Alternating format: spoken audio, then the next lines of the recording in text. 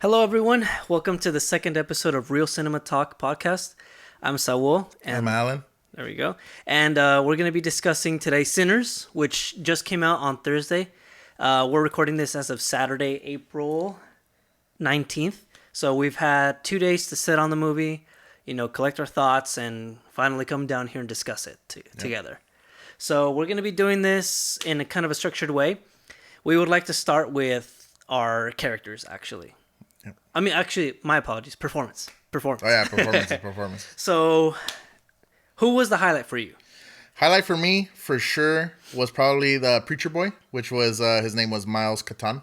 Yeah, he did a really good job. I would say, apparently, it was his first role too, in a major motion picture, and I was impressed, honestly. Yeah, For his first one, he's pretty good. Yeah, pretty good. Yeah, he has a really deep voice too. He does. Yeah. I noticed that. And apparently he was learning to play guitar for 2 months. I think something like that. 2 months. Yeah, and I did see a video of him playing with Ludwig on the one of the songs in the movie, and he can play and sing. Like he was actually doing that in the movie too, which was pretty impressive to me. Like it was really nice. I didn't know that. Michael B. Jordan, man, talk about that guy. He did really good for doing two roles. And God, man, that was impressive. Smoke and Stack were, I think, one of the highlights for me. I feel like they drove the whole story through in this movie, and really impressed with Michael B. Jordan. I couldn't even tell that he was playing two roles. Mm-hmm, yeah, and such different characters too. Even though they were twins, they just felt like different. Exactly. I don't know. Exactly. Also, I was not aware Jack O'Connell was going to be in this when I went to the movie, because I'm a big fan of Jack O'Connell from previous stuff he's done, specifically Skins. But he did really good in this role, and I was impressed, and I'm hyped for his role coming up in 28 years later, because apparently he's going to be in it. I saw a tweet about that. I heard he's going to be like a cult leader. Yeah. In the 28 years later, and that makes me more excited. So he I'm did ready really for good. That. Yeah. Overall, I think the whole cast did amazing, man. Like they all worked perfectly well together. Yeah, I don't know who the casting director was, but they killed it on this one. Yep. And Ryan knew how to use each one to their, the best of their abilities, and just to make this whole story flow, flawlessly and stuff. Yeah. Anything else on performances, or another key performance I think was the for comedic factor. Was his name was the drunk guy. What was his name? Oh, Delta Slim. Delta Slim. Honestly, dude, he made me laugh like a lot. He was basically the comedic. Yeah. Everything about it, But it didn't feel like that all the time, Yeah. Like he knew the right balance between comedic timings and serious situations and stuff like that. Yeah, he had his moments. Yeah. Yeah, he had good moments. And what's his? Actually, let me find out. It was Delroy Lindo. Yeah. He did really good, man. Yeah. He got me laughing a lot, and I can say that I don't think I've seen him in anything else before. He's probably been in other movies that I haven't seen. Oh, he has. I very recognizable. Yeah. I don't remember exactly which movies he's been in, but I've seen him in other movies before. Okay. For sure. I probably am not, or maybe I forgot. He did look a little different. But okay. Hailey Steinfeld, her character. Yeah. Really good, I would say as well. She was very charismatic, and at times very stern. Very stern. Yeah. And it was good for her character, with the background that the character had. Yeah. So obviously she did her best on that, and I think she made the home run, with that role. Yeah. Yeah, she played really well. Yeah. For sure. Story wise, actually no, we are discussing characters next. We're discussing, we did performances, so characters, yes. Characters. Okay. I think Ryan did a good job at getting us to be invested in the characters in this movie, which I feel like a lot of directors don't take the time to, or don't feel like they have the time to do it with some stories, Yeah. And I feel like with this movie, that part is key to getting us to be invested in them for, the scenes to come in the latter part of the story. Yeah. So I really appreciated that, because I think it did hit more for me. Yeah. with knowing all of these backgrounds of the characters and the layers that, of how they've known each other or interacted with certain people, and it just it made it that much better. They gave a lot of backstory to a lot of different characters, and it didn't even feel like filler. Yeah, no. It felt like you were part of... It was necessary to know their background, yes. basically. Yeah, it was key. And even the side characters, not even the main characters, Mm-hmm. And yeah, it was just well-rounded for sure.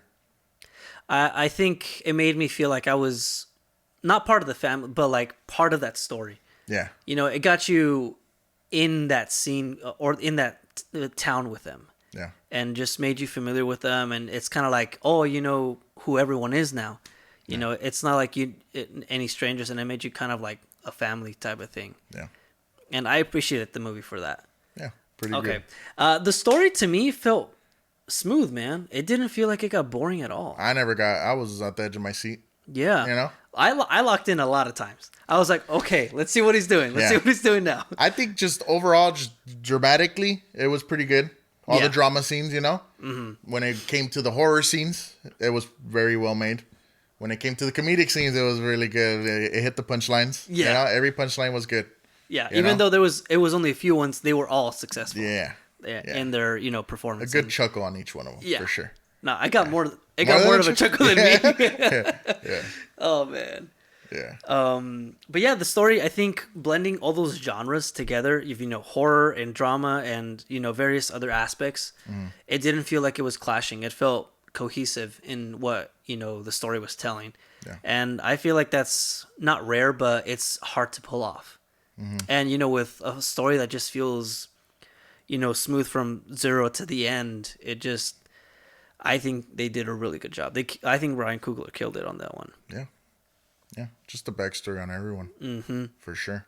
Made you feel for, like, Smoke, Yeah, Smoke and Stack. Yeah. Just overall, everything. Mm-hmm.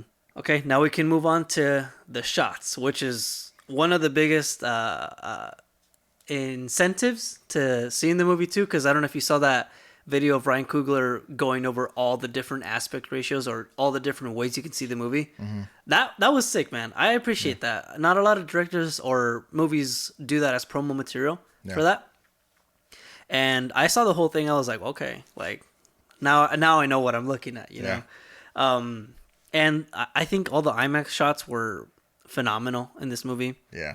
You could tell that he took the time and care into making them as effective as possible. Yeah. Like, even though the whole thing was an IMAX shot, like, he used it effectively in a really good way. And there was some really cool transitions from widescreen to IMAX. There's one specific scene for sure. Yeah. And it made it that much better for me, I would say. Like, I don't think you guys should watch it in standard old Dolby, to be honest. Like, you can't emphasize it enough to watch movies in IMAX at least. Even Dolby, I'll let Dolby slide, Mm-hmm. But IMAX definitely. I think for this movie, IMAX. Like IMAX is the best one because if you don't, you're going to be missing out on some things for sure. I believe they even shot it in IMAX. Yeah, it was specifically for IMAX. Yeah. That's the only movie this year coming out that was specifically shot for IMAX. Yep. And yeah, like if you watch it in Dolby or Standard, you're going to be missing some things that are not key, but they add to it. They give a little more more engagement, I would say, for us, in the movie, specific scenes. Score. To me, the score was insane, man. I think Ludwig had a lot of fun throughout the whole movie. Yeah, he's got Tenet and Oppenheimer and now Sinners under his belt. Like, that guy is on a roll. Yeah. That guy's on a serious roll. Yeah. And he's got a lot of variety, too, because he had Tenet with the electronic music elements, and then he went to Oppenheimer with, the violin classical type of attempts, and now he went to Sinners with all this blues music, Yeah. And some things in the score were really interactive with what was happening in the scenes. Like, there's one particular scene, it's not a spoiler, where there's, like, a character trying to light a match. And you probably caught on to that. Yeah. Where, like, the score, like, the guitar's going, and then in those, like, 3 strikes, like, all the instruments go with it in sync. Yeah.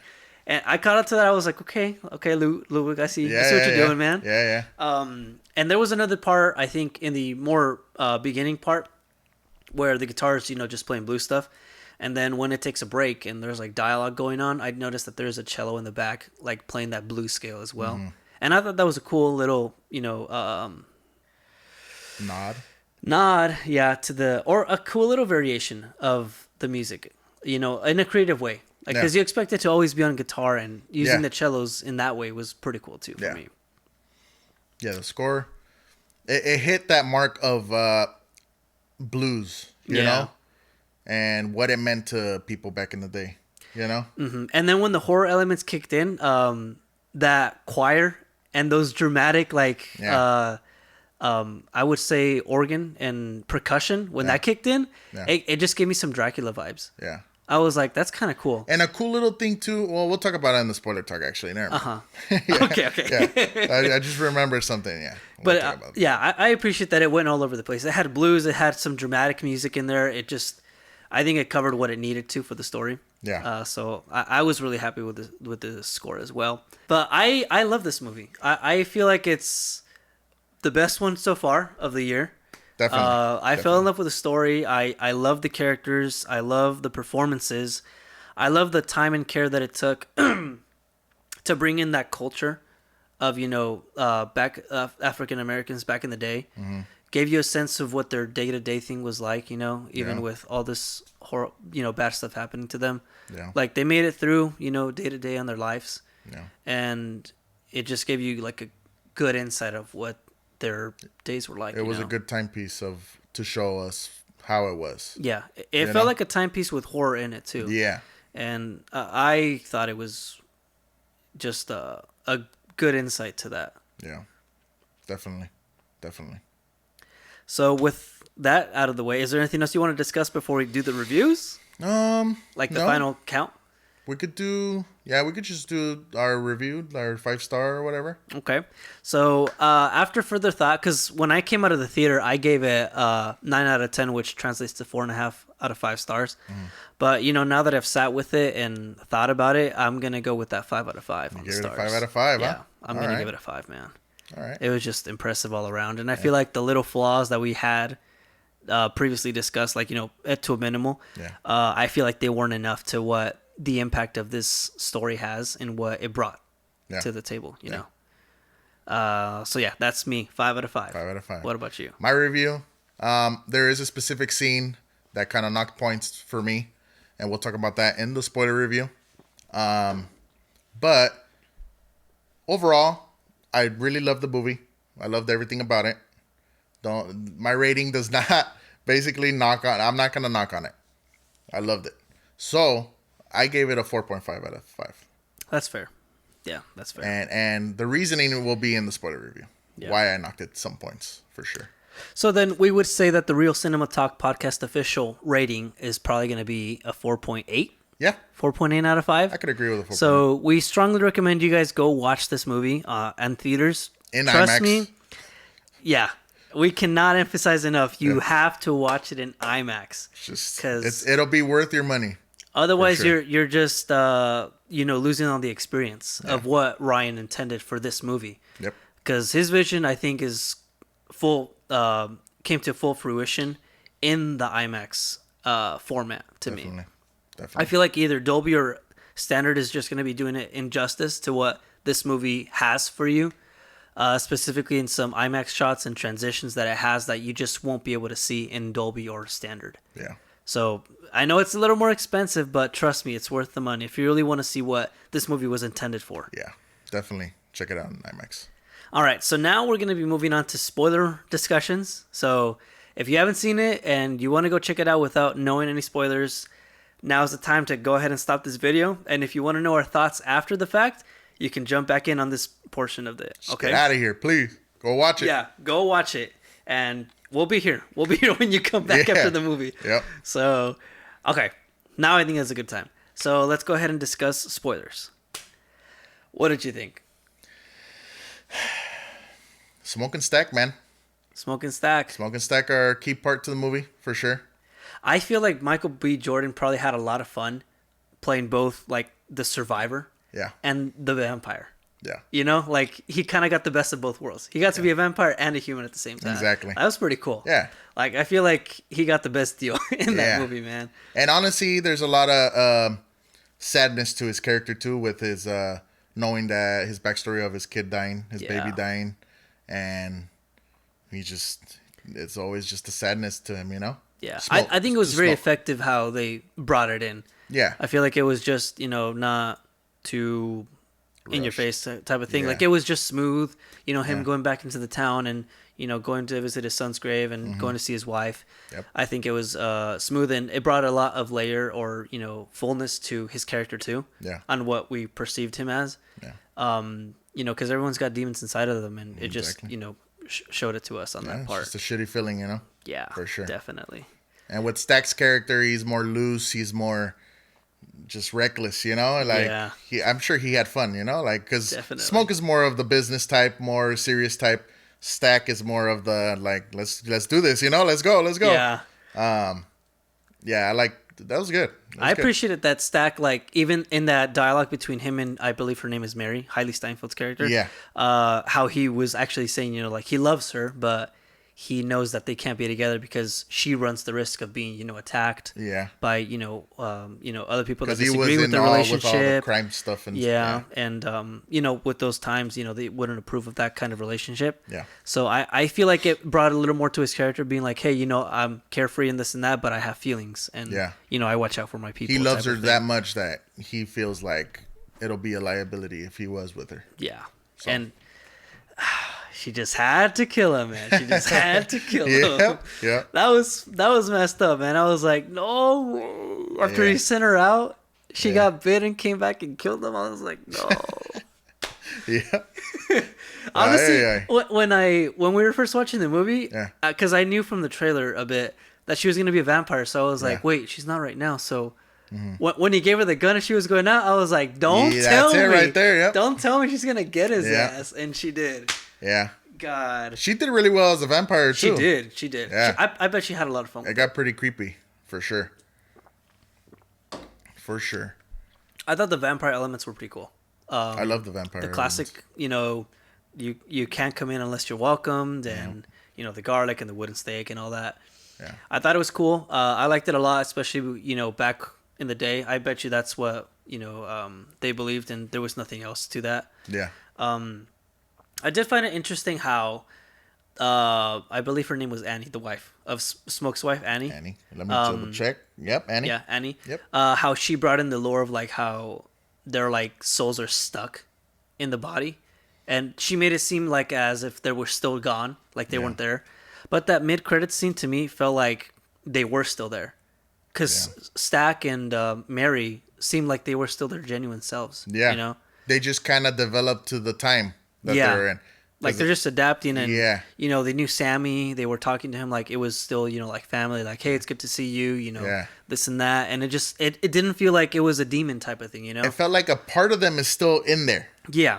All their memories and stuff. Well, yeah, I think they mentioned that in the movie where they know each other's memories and what their past was about. Yeah. Yeah, Basically. you're right. Actually, Yeah. you're right. I forgot about that. And I don't know if you noticed, but when Smoke was about to stab Stack, you know how their eyes are white and stuff. They changed to brown. Oh, I didn't notice that. I noticed that. Like he, because you know how he was about to bite him, Yeah. and then he struggled. Yeah.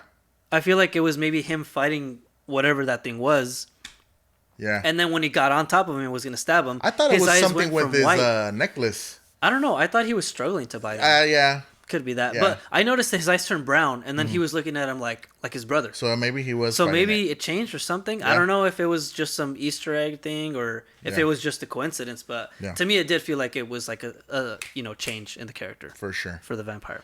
And honestly, for the comedic factor of the movie, Cornbread and Delta Slim were a key part.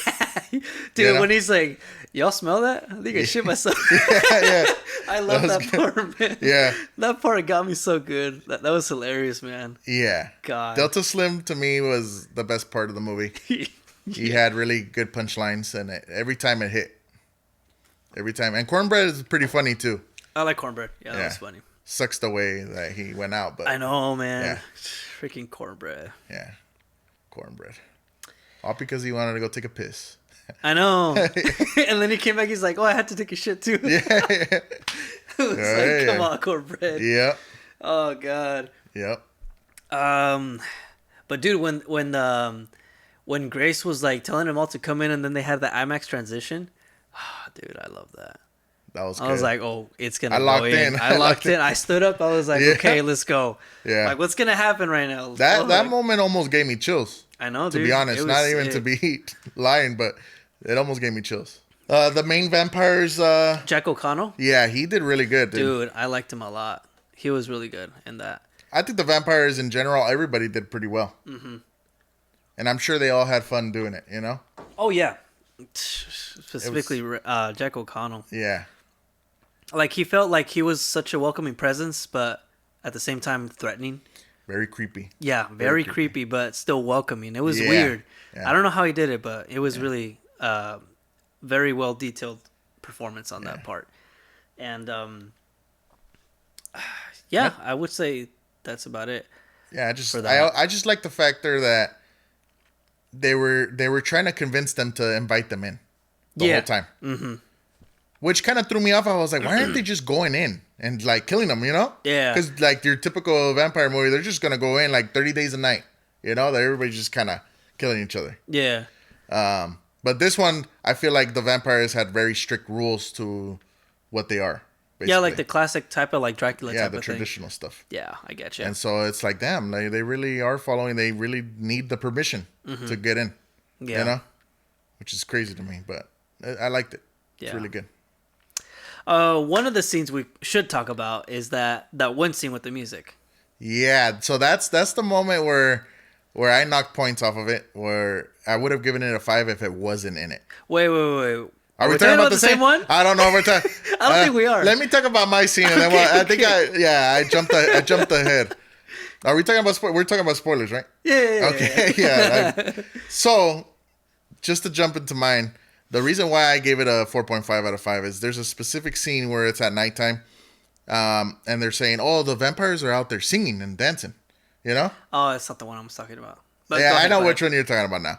And so they pan the camera to them, to the vampires outside, and there's like a whole like 2 to 5 minute scene of them just like singing and dancing. Mm-hmm. And it kind of threw me off. I was like, it almost felt like a musical to me, but not really, because it was honestly like a whole song. Yeah. And then he started like dancing. I don't know. It was just kind of a little goofy to me, personally. I kind of saw it as like they were trying to like tempt them Yeah. to go out and dance. I could see that. Like, because I feel like at that point they, the guys inside knew they couldn't. They had to be welcomed in to come in. So They were trying to convince them. I would assume it was a foolish attempt at trying to get them to go out, even though it didn't work at all. Yeah. Trying to show, oh, look how much fun it is out But here. then again, you know? it could have just been a music sequence. I don't know. Maybe Ryan can answer that for us. Yeah. But yeah, that's not the one I'm talking about. The I'm one talking that you're about talking about was in the club, basically. yeah, and the one inside the joint that everybody's talking about. Yeah. Yeah. That one I liked it a lot for what it brought to the table on their entire impact on culture, not just their culture, but music culture in general. Mm-hmm. Showing the future, showing the modern music that is, impacted by the blues and stuff, and even the stuff way back in the past. Like, I thought it was really significant, and it could have gone wrong in so many ways, but It could have been very cheesy. They found a way to make it effective, Very impactful. Yeah, they Yeah. did, and I was impressed by that. I feel like the intro helped bring in the significance of that scene to the story, but Mm-hmm. we also saw the significance of what it does to our modern culture. It today. shows that even today, artists are using samples for their songs. Yeah, Even songs from like the 20s and the 30s, they'll sample it. Mm-hmm. And it shows we might even be using music from all the way back in like caveman days, Like, I don't know if they use songs in the caveman days, they didn't stick to the 12-note scale. Yeah, but, yeah, they're I just know what hitting you some mean. rocks or something, But yeah, it just shows the inspiration for It the just music. it just shows that like music, one way or another, is always going to influence the next generation, the next, and like even though it all sounds so different, it's all rooted in the same type of influence. Yeah. You can argue that, I would say. Yeah. And yeah, like I also like that it wasn't just music; it was also dancing. Yeah. Like there was a few dancing sequences in there Yeah. too of, future like hip hop stuff, and then ancient stuff too in the way back in There the day. was too. one like it was like almost like a costume Yeah, like it looked like an African tribe or something like Yeah, that. that was pretty crazy. I was like, okay, I that's was pretty cool. impressed. Yeah, Yeah, I liked it a lot. yeah. And it even showed like Bloods and Crips, Yeah. dancing to music and DJs and stuff. Yeah, it was cool. I liked it a lot. Ballerinas. Yeah. I saw a ballerina in there. Oh, and some Chinese culture too. I forgot about that. I saw that too. Yep. That's right. I forgot. It just showed every culture basically. Yeah, You know. that's totally true. Yeah. I. People are saying it is one of the best scenes in the past decade. I would say an impact on representation. Impactful? I would agree. Impactful scene. Yeah. I would agree. Yeah. Yeah. But yeah, I love that scene. Moving on to the next thing. I would think we would probably discuss the mid credits sequence. Yeah. Yeah. Yeah. I liked how it just hit you out of nowhere, going from Sammy not neglecting, but choosing to leave the path with his dad, who's a preacher, and choosing music over that, and His passion just over going music. directly to the end of his journey Yeah. on the music path, just showing that he fully went in on music and made a name out of himself Yeah. in that, and I think that was pretty impactful to me. I was like, oh snap, like he did it. Yeah. He's in there. He's a blues legend, and he contributed to music history in his own way. Yeah. Yeah. And if you didn't notice, I guess the main the club's name was His Love from the beginning of the movie. What's her name? Perline. Perline. Perline. There we Okay, go. yeah. That's the name. I think that's the name of the club, Perline. Yeah. Yeah. Yeah, totally. It sucks that she had to go, man. Yeah. He lost that love He right there, lost it. man. Yeah. Yeah. Thanks to Remick. Freaking Remick. He's good. He's good in there. Yeah, he did good. I do like that they, even when Smoke was pitted against having to kill his own brother, he kind of asked him to promise to watch over, Sammy. Yeah. Like, because Stack is a vampire. He's going to be, eternal, I would say. And Smoke is only human, so he probably maybe saw that there might not be a way out. Yeah. So maybe he just chose to let him go so that he could protect Sammy. But I thought that was pretty cool. And, Stack offering them the option of like, hey, I can turn you and you can be eternal too. Yeah. And he's like, no, you know what? I've had my fun here. Like, I was like, that's kind of crazy. Yeah, because he was saying you're almost at the end of the road, you know, Yeah. and we can stay out here and be happy. Yeah. You know? I was he's like, still- oh my Yeah. God. Yeah. And honestly, if I was him, I would have done it. I don't know. I don't know if I would have At that age though, because At that- it yeah. almost seems like he would have stayed that age of when Yeah. you turn, basically, into the Like vampire. you've gone through all the phases of life, and you're just at that age where you're happy with your life, you Yeah, know, yeah. and you're okay with leaving this world. Yeah. Man, that got deep there for a second. Oh my God. Shedding a tear over here, I bro. know, man. Yeah. But yeah, I mean, I think those were the highlights for the movie. Yeah. From what we forgot to discuss something else. What? When Smoke kills all those people from the KKK, Oh, yeah. man. Like, I was really hoping that was going to be in the movie, man. Because, when the vampires told them, like, hey, this was a slaughterhouse. It was all a setup. It was all a setup. I Yeah. was like, oh, sons of bitches. Crazy, huh? Like, goddamn. Yeah. And even the guy swore, he was like, oh, that doesn't exist anymore. Like, fuck off, you know? Yeah. Like, come on, man. Yeah. Very satisfying scene. Very satisfying. And because I was a little hesitant, I was like, what is he going to do? But then when that sniper came out, I was like, oh, this guy's ready. Like, he's ready to He go. prepared Yeah. beforehand. He knew they were coming back. That for was sure. really satisfying, man. Like, Yeah. I'm glad he got to take them all out and just go out his own way Yeah. on that part. Yeah. Because when he's, done killing them all and, he's just injured and, like, almost to the other side, he sees his wife and his kid. He And knows it's just that like- he's on that bridge of crossing. Yeah, You know? like he's glad to see his kid again, and he's just glad to be on the other side with them. Kind of like how Annie mentioned before that, like if she does get bit, for him to take her out before it happens, To release her soul. that way she can be reunited with someone else on the other side. I was like, oh snap, Yeah. So I'm glad Smoke got to go to the other side and be with his family. Yep. Because He deserved it. he deserved it. Yeah. You know, looking out for his brother his whole life, and I feel like it was time for him to be back with his son and his wife. Yeah. So I think that was satisfying for that. Yeah.